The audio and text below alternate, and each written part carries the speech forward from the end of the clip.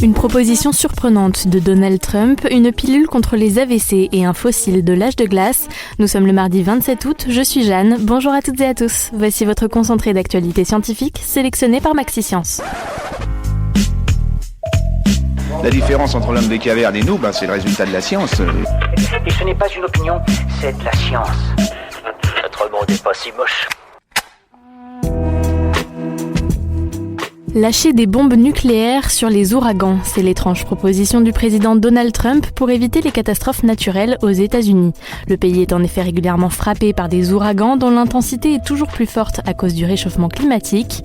Le président américain a donc suggéré de lâcher une bombe atomique au cœur d'un ouragan pour empêcher sa formation. Nul besoin de préciser que l'ensemble de la communauté scientifique s'est opposé à cette proposition.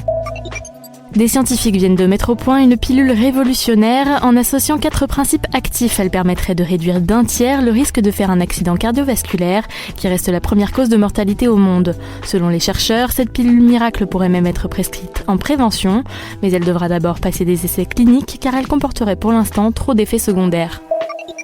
Les cigarettes électroniques sont-elles oui ou non mauvaises pour la santé ? Le débat divise toujours les fumeurs, mais une personne vient de décéder aux États-Unis après avoir vapoté.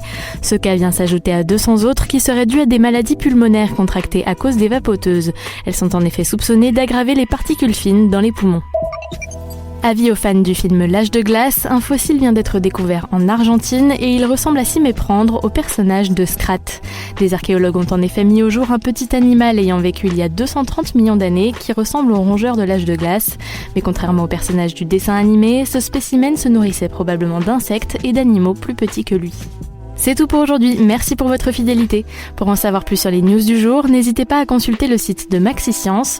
On vous dit à demain pour de nouvelles actualités scientifiques.